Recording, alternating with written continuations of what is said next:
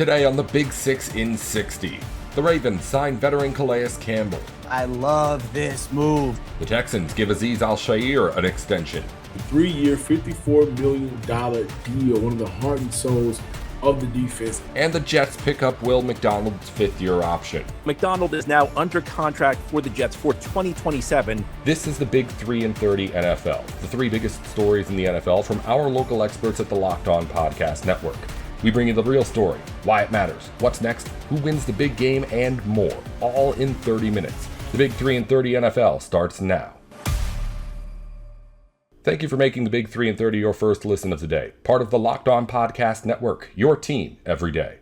Today's episode is brought to you by FanDuel. Download the FanDuel app now by visiting FanDuel.com and win $300 in bonus bets if your first $5 bet wins. The Ravens brought back Calais Campbell on a 1-year deal to add veteran help up front. Kevin Ostreicher with Locked On Ravens gets into the reunion. Let's talk about it. Calais Campbell, I love this move. Campbell, according to Adam Schefter, who reported this Thursday morning / early afternoon, Ravens are bringing him back on a 1-year deal. He's going to be 40 by the time the season starts in September, but he is still doing it at an incredible level. He is still dominating. Look, over the course of his career, Calais Campbell has been a monster. He's a huge human being and someone that is just super hard to block. He's like 6'8", 315 pounds, and he has 117 sacks over the course of 18 seasons over the course of his NFL career. And hey, at this point, this will be year 19 for Calais. Might as well make it year 20 next year too. Just, that's how loved Calais is. And feels like he's just a guy that's universally loved everywhere. Obviously spent 3 years in Baltimore from 2020 through 2022 and was a guy that was a leader in the locker room. The production was there for him, and some stats that have been put out about Calais Campbell just to kind of illustrate who he has been even in this late 30 arc of his career. He was 12th versus the run among all defensive linemen, and something that Cole Jackson was able to put out on his social media that I think he also put in a video. But according to Cole here, 33 pressures, tied for 32nd, 6 sacks, tied for 14th, 8.4 pass rush win rate, tied for 54th, 9.3 pass rush win rate, TPS, tied 74th, 183 run snaps, 2.0 AVDT, tied for 46, and 24 run stops, tied for 30th. And this is among 140 interior defensive linemen with at least 200 snaps. Tell you what, that's still pretty good. And look, if I had told you that was like a 28-year-old guy, everyone was like, yeah, let's go. Like, this guy's going to be great.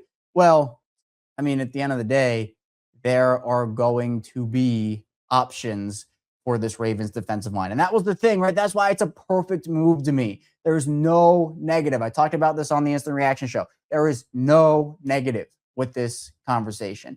He is someone who is a great leader in the locker room. He's not going to complain about a role. If Nandi Madubuike comes back, which again, we don't know for certain yet one way or the other, he's not going to complain about maybe losing snaps or whatnot. He's someone that is going to lead. He's someone that is going to play with a high motor. He's someone that's a competitor and wants to win. He's someone that still is producing at a very high level, even at his older age. Like, there's no negative here at all. Like, I genuinely just cannot see any negative. Maybe if there was one, it would be the contract, but the contract details have not been reported yet. And even if it is a little bit higher than maybe people anticipate, it's still a good deal for Calais. Like, he fits a need for them where I think that they could have stood to add one more defensive lineman. I know DJ Reader was on a lot of people's minds. Both he and Calais Campbell were my top 2 options for them on the interior. And he returns to a place where he has familiarity, obviously, with Anthony Weaver. And actually, I think, if I'm not mistaken, let me just confirm this real quick. Yeah, he was in Baltimore when Jesse Minter was there his last season.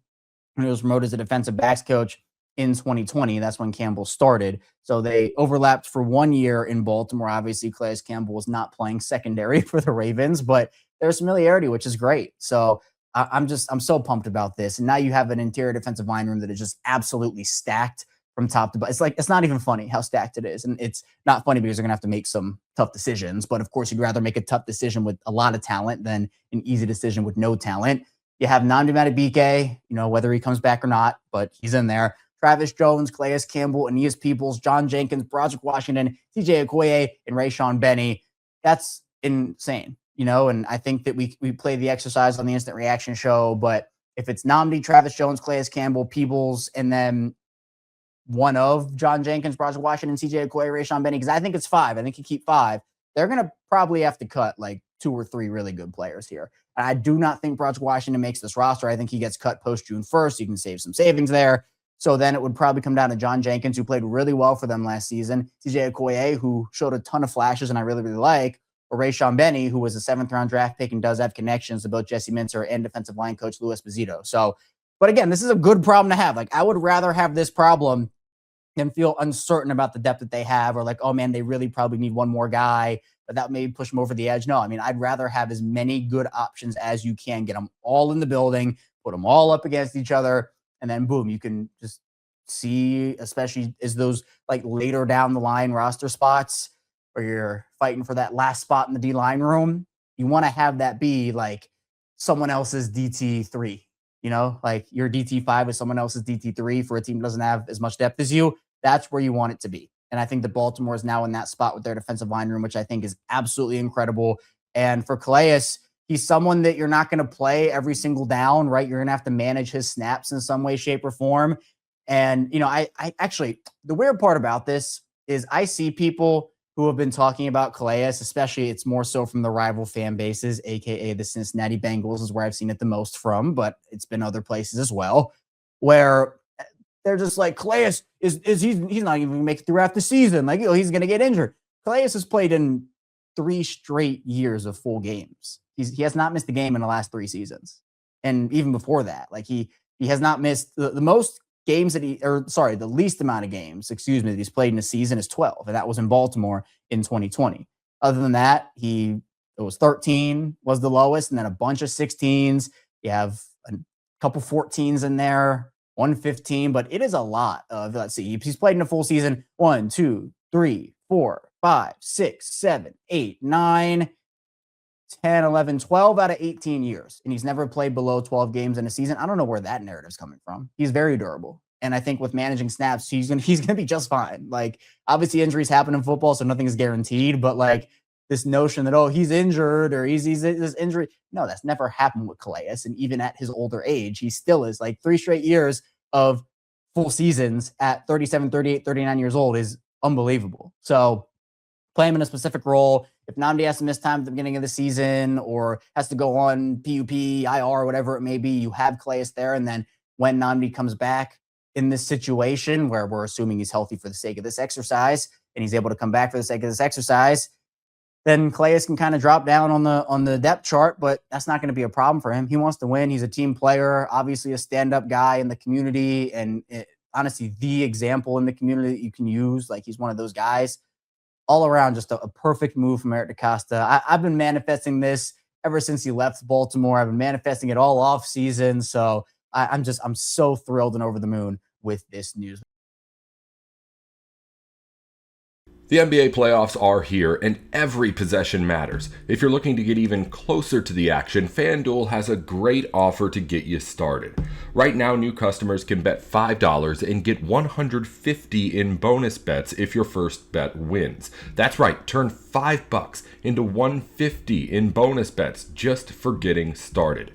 I like using FanDuel during the playoffs because everything I need is right there in one place. You can check stats, trends, and matchups before making your picks, which makes the whole experience feel a lot more informed. It's a really easy app to navigate, and it makes playoff basketball even more engaging from start to finish. Head to FanDuel.com to get started. FanDuel, play your game. Welcome back to the Big 3 and 30 NFL. The Texans locked in Azeez Al-Shaair with a 3-year extension to keep one of their defensive leaders in Houston.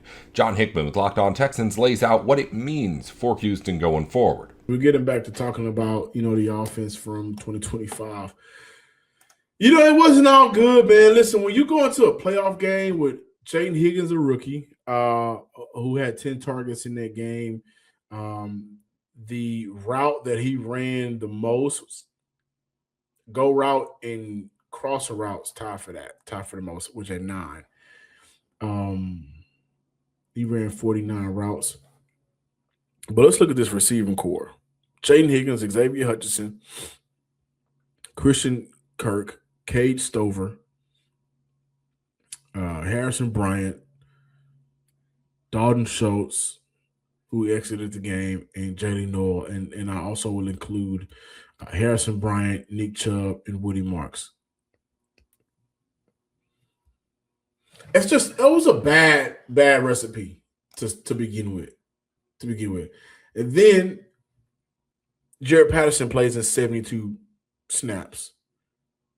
And this is not a shot at Jared Patterson whatsoever, but Patterson hadn't been playing.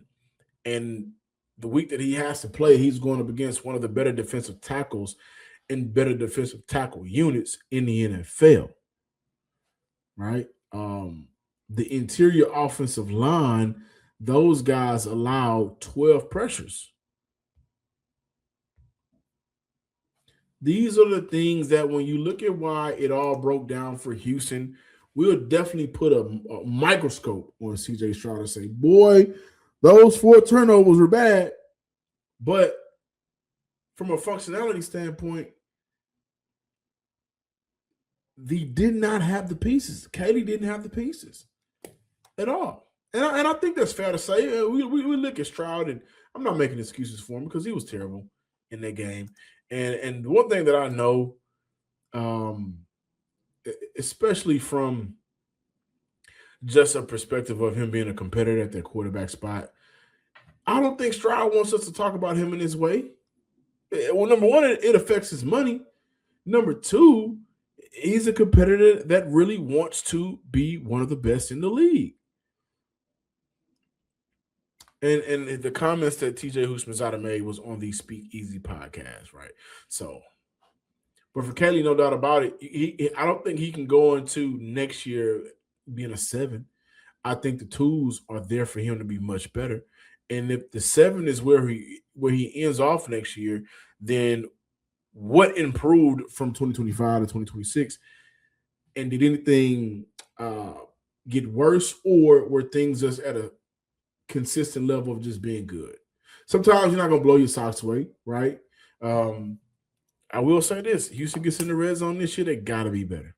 Running the ball and also passing the ball. Just the entire offensive operation in the red zone has to be better.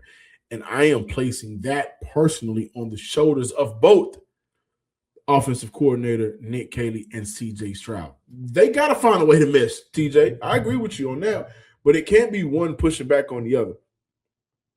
I don't think, based on Caley's history as an offensive coordinator, which is only 1 year in the last 2 seasons for Stroud, either one should have necessarily of a say-so. And great things work. Great things happen when collaboration is prioritized over selfish intent. That's just life. Now, let's talk about the man. Azeez Al-Shaair signed an extension with the Houston Texans, a 3-year, $54 million deal, one of the heart and souls of the defense and of the team, emotional leader, tone, and culture setter, Walden Payton, Man of the Year nominee. This was a deal I've talked about before and on a squad show. I saw this getting done between after the draft and the start of preseason. I thought it would have been a 2-year contract extension to keep him for another 3 seasons, but he's an extremely valuable player to the point where even Dallas was calling to see about a trade in Dallas. Once people get a taste of Houston, they ain't really trying to go up I-45.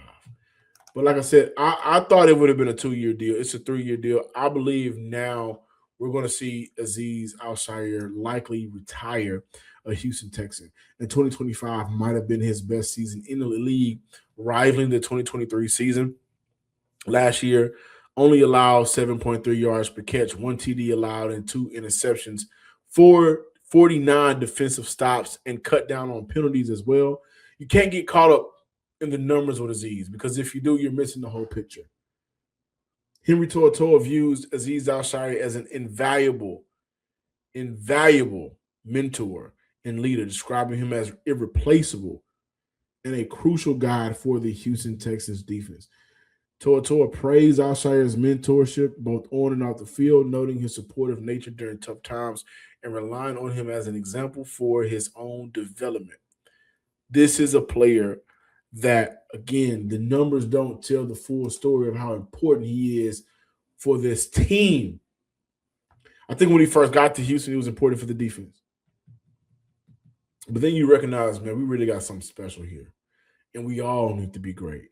And this takes me back. That comment that I just made takes me back to a conversation that I had in the locker room with Azeez Al-Shire after a game, the 49ers game, I believe. Not the 49ers game, excuse me. This was after the Houston Texans, right when they started the win streak. And he says, man, D'Amico Ryans challenged us this week. Everybody's calling you this great defense, but there's been multiple occasions where teams have had the ball last. The offense, an opposing offense has had the ball last on the field, and they go down there and score. And we took it personally. And from that moment, you saw the defense play with an entirely different intensity that, in a lot of ways, they was already playing with, but they just took it up a few notches. And I think he's the guy that, along with everybody else in the room, but he's the guy that says, we will not let coach down.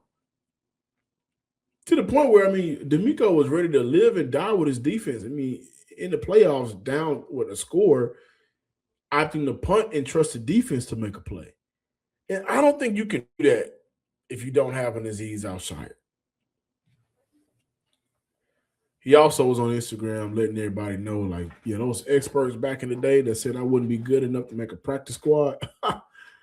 Who's the expert now? Got paid, man. Really got paid, and I'm extremely happy for him. And here's the best part about Azeez getting paid. And shout out to my man Texas Cap. But look how this deal helps Houston right now. Per Texas Cap, Houston could likely generate $4 to $6 million in cap savings for 2026. Which could likely put them over $12 million. So I talked about, you know, maybe Houston bringing back Derek Barnett, or maybe Houston looking at and exploring an option to bring in Jadeveon Clowney. Maybe Houston waits until we get halfway through preseason and they have some money and they figure out maybe the wide receiver room isn't enough. Maybe we need to make an adjustment on the defensive side of the ball at the edge spot. Who knows, right? Maybe an upgrade is needed. They'll have the money to do so. Happy for Azeez, and I think you guys should be too. I mean, you got a guy that people try to make him out as some sort of a villain, and that's not the case. I think people get away from the fact that we do play football, right? This is a sport. Football, the NFL is a sport where, hey, you need to hit people, and quarterbacks know that, and they know that what they can and can't get away with. So, shout out to Azeez. Great deal for the Houston Texans, and I can't wait to see what he does in his final. Again, like I said, I think this is his final 4 years in the league. He will spend it with the Houston Texans, and it also points to why they didn't draft a linebacker higher, because they're not ready for a contingency plan. They're ready to go win it all with that guy leading the bunch on the defensive side of the ball in the middle. Let's close out today's show looking at some of the comments made on social media this week. Ear to the Street segment on the way.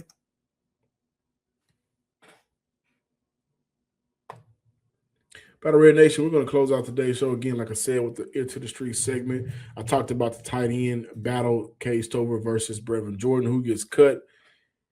My man, Barbacoa. I love me some good Barbacoa. Talent-wise, this was a weak draft, so I tend to think that these guys won't have the impact the draftees from previous drafts have had. In the episode, I talked about, you know, Marlon Klein being added and, you know, just a tight end room all together. So I agree. Like, a lot of guys were really big on the Baylor tight end, and I believe he went undrafted. And I was telling people, like, you know, is he a freak of an athlete? He is, but there are so many things fundamentally wrong in his game that he's going to have to improve on. I believe he's in Dallas, so good luck to the young man. We'll love to see him make some plays in the league this year. Edwin Vicks. The next time Casario says BPA, tell him to fold it in three corners and proceed to Let me read this again. The next time Casario says BPA, best player available, tell him to fold it in three corners and proceed to two-step. Yeah. Paul ZM9SE. If we stay healthy this year, the sky is absolutely the limit. I agree, man. Like, we look around the NFL. Let's say we look around the AFC South. I don't think the Colts got better enough for the Houston Texans. I don't. And they got out to that hot start last year, and I think they're going to fall off again. The Jags, obviously, who won the division, their team looking to put it together. They're going to get healthier. They're going to figure out a way to use Brian Thomas Jr. some more. Travis Hunter's going to come back. So they got some things brewing over there.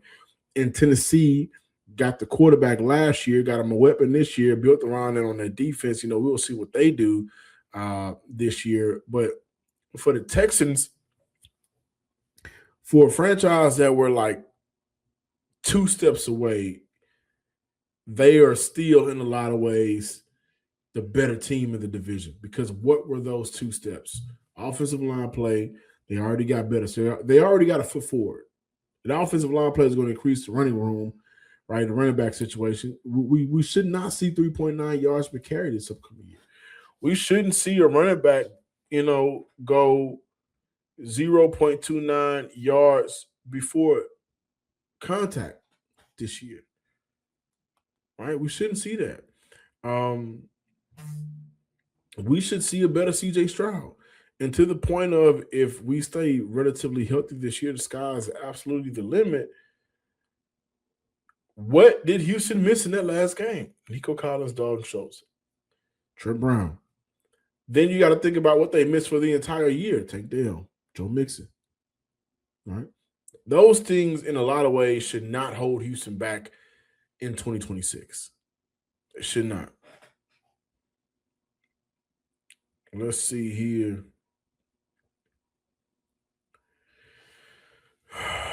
I feel like Klein will be groomed to be our next Vontae Leach type of running blocking beast. Not a fullback, but he has the physicals for it. Man,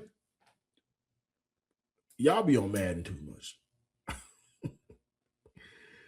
That dude at 6'6", 250, ain't playing fullback, my boy. That's not going to happen. Let me tell you something. This is where everybody has the right to be enraged. Hey, if that guy's lining up at fullback majority of the time, yeah, people have the right to be pissed off. You're not selecting a fullback at 59. That's just not smart. A lot of you guys did not like the Texans trading up for Keelan Rutledge. A lot of you guys, I see this was right here. My man Arthur Smiley B7E said KG 2.0. That's Kenyon Green, a road grader who is lost as a pass blocker. It would have made more sense to draft Pregnon and move him to center, or draft Logan Jones, the Remington Award winner. McDonald, Washington, Taylor Green, Rouse should be the next 4 picks. My brother, you don't believe that. You don't believe Keelan Rutledge could work out, but you wanted the Houston Texans to draft Taylor Green. Welcome back to the Big 3 and 30 NFL. The Jets picked up Will McDonald's fifth-year option, making a bet on his upside off the edge. John Butchko with Locked On Jets gives his thoughts on the decision. Will McDonald, the Jets' first-round pick from 2023, and he was the subject of some big news yesterday. It was not surprising news. The Jets picked up his fifth-year option, so McDonald is now under contract for the Jets for 2027. His salary in 2027 will be $13.75 million. And this was a decision the Jets had to make this offseason. McDonald has just completed his third season. He was a first-round pick in 2023. And if you're not familiar with the way contracts work for first-round picks in the NFL, if you are selected in the first round, you get a 4-year contract. But there is a team option for the 5th year. And the team needs to decide whether or not to exercise that option between the player's third and fourth seasons. The option is fully guaranteed if you pick it up. So the Jets now have fully guaranteed Will McDonald $13.75 million for 2027. And on the one hand, you could look at this and think, well, it's a no-brainer. McDonald had 10.5 sacks in 2024. He had 8 sacks in 2025. So years 2 and years 3 look pretty good on paper. 18.5 sacks combined. I'm not so sure that the move is that logical, though, for the Jets. And I say that for a couple of reasons. Number one, I'm not sure that McDonald's stats really tell the whole story. Yes, he did have 18.5 sacks over the last 2 seasons, but he's been a very feast or famine pass rusher. In 2024, 2/3 of those sacks came in just 3 games. And in 2025, 3/4 of those sacks came in just 2 games. So McDonald has hot streaks, but there are also stretches where he does absolutely nothing. In fact, in 2025, he had 7 games he ended with either 0 tackles or 1 tackle. So I'm not sure he's really worth $13.75 million in 2027. The second question I have for the Jets is, where are his snaps going to come from? Because the Jets spent their offseason trying to upgrade the edge rusher spot. They drafted David Bailey, number 2 overall, who seems like a direct replacement for Will McDonald. I mean, that's Will McDonald's starting job that just went out the window when the Jets drafted David Bailey. And if the same would have been true had the Jets picked Arvell Reese, number 2 overall. And you look at what else they did this offseason. They signed 2 edge rushers to contracts that were not cheap. They gave Joseph Osai a 3-year contract worth around $11.5 million a year, and Kingsley Enagbare a 1-year contract worth $9 million. So that's a lot of money going to the edge rusher spot. And now you're going to guarantee McDonald $13.75 million for 2027. The third aspect, which kind of leaves me scratching my head, is it's not like the Jets needed to do this to keep McDonald on the team in 2026. He was already under contract. This was a question of whether the Jets kept him under contract for 1 year from now, 2027. And if McDonald hit the open market today, I'm not sure it would cost much more than $13.75 million a year to keep him. Now, I'm not saying McDonald's a useless player. I'm not saying he would lack interest from other teams, but I don't know that you've really saved yourself all that money. Now, I think you look at the way the Jets are set up right now, it's going to be difficult to see where McDonald gets his snaps aside from obvious pass rushing downs. From what I can surmise, the Jets are kind of building their defense this way. They want to be stout at the line of scrimmage. And they've made a number of additions this offseason, particularly at the defensive tackle spot, namely T'Vondre Sweat. They also drafted Darrell Jackson Jr. out of Florida State, who joins Jawan Briggs and Harrison Phillips. David Onyemata was also signed. The Jets really focused on getting guys who can stop the run at the defensive tackle spot. I think they kind of have 2 different roles in mind for edge rusher. One is going to be kind of a power end, a guy whose job is mainly set the edge, hold the point of attack, and then get up the field, then try and collapse the pocket. The other spot will be the guy who just gets after the quarterback, the guy whose job is to fly up the field. And there's kind of like a 3-4 defense influence in this. There's a lot of talk, maybe the Jets are moving to a 3-4 defense. Aaron Glenn has said, look, it's going to have 3-4 and 4-3 principles. You can't get caught up on this stuff. And the Jets are going to be playing nickel most of the time anyway. But I think one of the ways the defense is going to resemble a 3-4, though, is they're trying to build a defensive line that's stout, with the exception of like maybe one guy who fires up the field. So I think Osai and Enagbare will be the kind of the power end.